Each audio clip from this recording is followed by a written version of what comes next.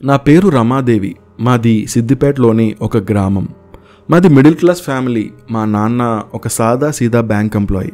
మా నాన్నకు నెల తిరిగేసరికి కేవలం 50,000 శాలరీ మాత్రమే వస్తుంది. అదే మా మెయింటెనెన్స్కి సరిపోగా మా అమ్మ తన తమ్ముడిని మనీ హెల్ప్ అడిగేది. మా మామయ్య కూడా కాదనకుండా మనీ ఇచ్చేవాడు. అలా మా లైఫ్ సాగిపోతూ ఉంది. కొన్ని ఇయర్స్కి నా కాలేజ్ కంప్లీట్ అయింది. ఇక మా ఇంట్లో నా పెళ్లి చేయాలి అని డిస్కషన్స్ వచ్చాయి. కానీ మా నాన్నకి అనుకోకుండా ఒకరోజు హార్ట్ అటాక్ వచ్చి చనిపోయాడు. దాంతో మా ఇంట్లో డబ్బులు సంపాదించేవారు ఎవరూ లేరు. మా పరిస్థితి చాలా దారుణంగా మారింది. మా మామయ్య దగ్గర నుండి మనీ తీసుకోవడం ఎందుకో నాకు అంత మంచి పద్ధతి కాదనిపించింది. దాంతో నేను ఏదో ఒక జాబ్ చేయాలి అనుకున్నా. కానీ అప్పటికప్పుడు నాకు ఏ కంపెనీలో జాబ్ దొరకలేదు. దాంతో మా మామయ్యకు తెలిసిన ఒక పిజ్జా షాప్లో నన్ను డెలివరీ గర్ల్గా పెట్టారు. మా మామయ్యకు థ్యాంక్స్ చెప్పి ఇక నేను రోజు పిజ్జా డెలివరీ గర్ల్ పనిచేస్తూ ఉన్నా. నేను పిజ్జా షాప్లో మార్నింగ్ 9కి వెళ్తే మళ్ళీ ఈవినింగ్ 8కి ఇంటికి వచ్చేదాన్ని. ఒకసారి 10 కూడా అయ్యేది. నాకు నైట్ ట్రావెల్ చేయడం అంటే భయం, కానీ వేరే ఆప్షన్ లేదు. దాంతో భయం వేసిన నేను నైట్ ఒంటరిగానే డెలివరీస్ చేసేదాన్ని. అలా ఒకరోజు డెలివరీస్ అన్నీ కంప్లీట్ అయ్యాక నేను ఇంటికి వెళ్తూ ఉన్నా. అప్పుడు నాకు ఇంకో డెలివరీ వచ్చింది. కానీ అప్పటికే టైం 10 అవుతుంది. సో నేను ఇంటికి వెళ్ళాలి. కానీ మా పిజ్జా షాప్ ఓనర్ ఈ ఒక్కసారికి వెళ్ళు అని అన్నాడు. ఇక చేసేదేమీ లేక నేను పిజ్జా తీసుకుని చెప్పిన లొకేషన్కి వెళ్తున్నా. నేను ఆ లొకేషన్కి వెళ్ళడం ఇదే ఫస్ట్ టైం. అది మట్టి రోడ్డు, చుట్టూ అంతా చెట్లున్నాయి. ఆ చెట్ల మధ్యలోంచి చల్లని గాలి వస్తుంది. అది వింటర్ కావడం వల్ల రోడ్డు మీద పొగమంచు కమ్ముకుని ఉంది. ఆ పొగమంచు వల్ల నేను 10 అడుగుల కంటే ఎక్కువ దూరం చూడలేకపోతూ ఉన్నా. అలా కొద్దిసేపు అయ్యాక నేను డెలివరీ ఇచ్చే ఇల్లు నాకు కనిపించింది. కానీ ఆ ఇంటి ముందు లైట్ లేదు, చీకటిగా ఉంది. దాంతో నాకు కొద్దిగా భయం వేసి ఆ ఇంటి ఓనర్కి ఫోన్ చేశా. ఆ ఇంటి ఓనర్ ఫోన్ లిఫ్ట్ చేసి, ఇంటి రోడ్డు మీదే ఆగిపోయావే, గుమ్మం వరకు రా అని చెప్పాడు. అప్పుడే గుమ్మం ముందు ఉన్న లైట్ ఆన్ అయింది. దాంతో ఊపిరి పీల్చుకున్నా. ఇక నేను ఆ ఇంటి దగ్గరకు వెళ్ళి డోర్ నాక్ చేశా. కానీ ఎంతసేపు నాక్ చేసినా డోర్ ఓపెన్ చేయలేదు. నేను మళ్ళీ అతనికి ఫోన్ చేశా. అతను ఫోన్ లిఫ్ట్ చేసి, పిజ్జా అక్కడ డోర్ దగ్గర పెట్టు అని చెప్పాడు. నాకు ఇతనేంటి ఇలా డోర్ ఓపెన్ చేయకుండా బయటే పెట్టమంటున్నాడేంటి అని అనుకున్నా. అలా అనుకుంటూ పిజ్జాని డోర్ దగ్గరే పెట్టాను. అతను థ్యాంక్స్ చెప్పి డోర్కి ఫ్లోర్కి మధ్య ఉన్న చిన్న గ్యాప్లోంచి మనీ ఇచ్చాడు. కానీ అతని ఫేస్ కానీ బాడీ కానీ నాకు కనిపించడం లేదు. కానీ మనీ ఇచ్చాడుగా అని నేను అక్కడి నుండి ఇంటికి వెళ్ళిపోయాను. ఆ నెక్స్ట్ డే సరిగ్గా 10 గంటలకి అదే అడ్రస్ నుండి మళ్ళీ ఫోన్ వచ్చింది. నేను మళ్ళీ ఆ పర్సన్ ఇంటికి వెళ్ళి కాల్ చేశాను. అతను నాతో పిజ్జా డోర్ దగ్గర పెట్టండి అని అన్నాడు. నేను అలా పిజ్జాని డోర్ దగ్గరే పెట్టాను. నాకు డోర్ సందు నుండి మనీ ఇచ్చాడు. నేను అప్పుడు, ఏంటి నువ్వు మొహం చూపించడం లేదు అని అన్నా. అప్పుడు అతను, నా మొహంతో మీకు పని లేదు అని అన్నాడు. అప్పుడు నేను, కనీసం పేరైనా చెప్పొచ్చు కదా అన్నా.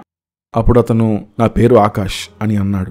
నేను ఇక అక్కడి నుండి వచ్చేసాను. ఇక ఆ రోజు నుండి ప్రతిరోజు కరెక్ట్గా 10 గంటలకి అతను పిజ్జా ఆర్డర్ చేస్తాడు. దాంతో నేను ప్రతిరోజు రాత్రి వెళ్ళి అతనికి డెలివరీ ఇచ్చేదాన్ని. కానీ అతను ఎప్పుడూ తలుపుని ఓపెన్ చేయలేదు. ఒకరోజు అతని ఫేస్ని ఎలాగైనా చూడాలి అనుకున్నా. ఇక మార్నింగ్ 10కి అతని ఇంటి దగ్గరికి వెళ్ళి ఆకాష్ ఇంటి డోర్ని నాక్ చేశా. అప్పుడు అతను, ఏంటి ఇప్పుడెందుకు వచ్చావు, నేనేం పిజ్జా ఆర్డర్ ఇవ్వలేదుగా అన్నాడు. అప్పుడు నేను, మీ ఫేస్ని నాకెందుకో చూడాలని ఉంది, ఒక్కసారి డోర్ ఓపెన్ చేయండి ఆకాష్ అని అన్నాను. కానీ నేను ఎంత బతిమాలినా అతను డోర్ ఓపెన్ చేయలేదు. ఇక చేసేదేమీ లేక నేను ఇంటికి వెళ్ళిపోయాను. మళ్ళీ నైట్ అతను సరిగ్గా 10కి పిజ్జా డెలివరీ చేయమని కాల్ చేశాడు. కానీ నేను, నీకు డెలివరీ చేయను, ఎందుకంటే నువ్వు నాకు ఫేస్ చూపించడం లేదు అని అన్నాను. దాంతో ఆకాష్ ఏం మాట్లాడలేదు.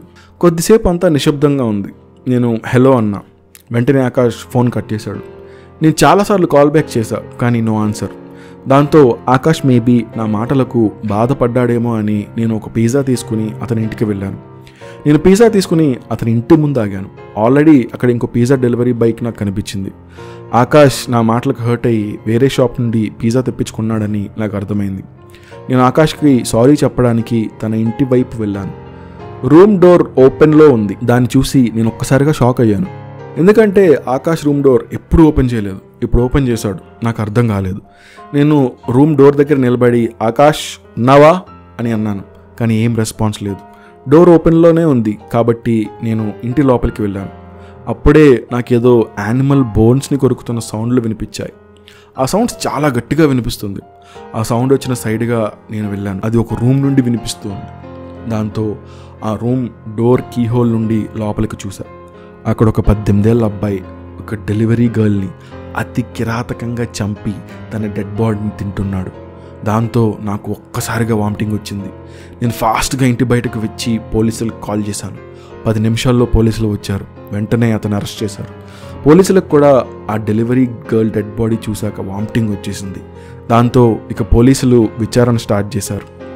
కొద్ది కాలం తర్వాత అసలు నిజం పోలీసులు చెప్పారు. అదేంటంటే ఆకాష్ ఒక వ్యాంపైర్. అందుకే ఇంట్లో నుండి బయటకు రాడు. కానీ ఆకాష్కి పిజ్జా అంటే చాలా ఇష్టం. రోజు నైట్ పిజ్జాని ఆర్డర్ చేసుకుని తింటాడు. ఆ రోజు ఆ అమ్మాయి పిజ్జా డెలివరీ చేయడానికి వచ్చింది.